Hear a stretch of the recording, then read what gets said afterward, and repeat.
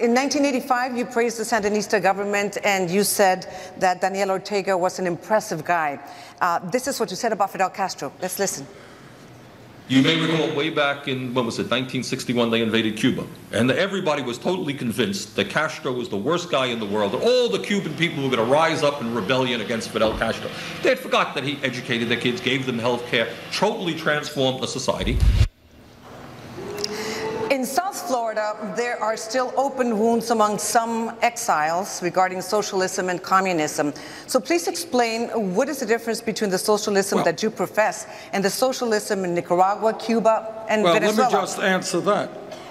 What that was about was saying that the United States was wrong to try to invade Cuba, that the United States was wrong trying to support people to overthrow the Nicaraguan government, that the United States was wrong trying to overthrow in 1954 the government, democratically elected government of Guatemala. Throughout the history of our relationship with Latin America, we've operated under the so-called Monroe Doctrine. And that said that the United States had the right to do anything that they wanted to do in Latin America.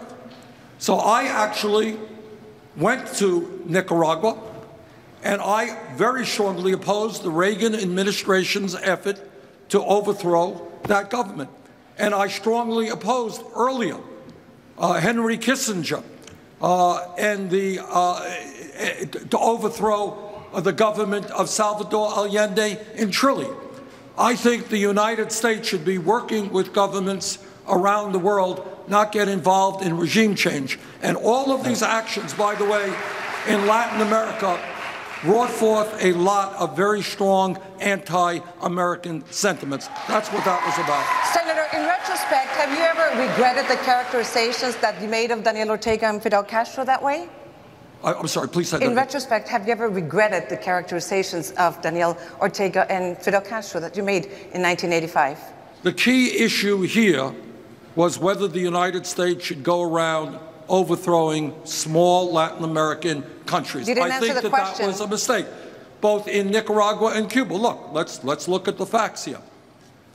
Cuba is, of course, an authoritarian, undemocratic country, and I hope very much as soon as possible it becomes a democratic country. But on the other hand, it would be wrong not to state that in Cuba they have made some good advances in health care. They are sending doctors all over the world. They have made some progress in education. I think by restoring full diplomatic relations with Cuba, it will result in significant improvements to the lives of Cubans, and it will help the United States and our business community invest. Thank you, Senator. Your time is up on that. Thank you. Secretary Clinton, I have a question on Puerto Rico. Puerto Rico is bankrupt.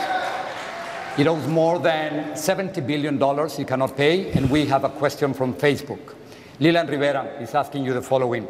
I would like to know if during the first 100 days of your presidency, you will help Puerto Rico restructure its public debt and help its economy. The first 100 days, Secretary. Absolutely, although I hope it happens before I am president, if I'm so fortunate enough to be.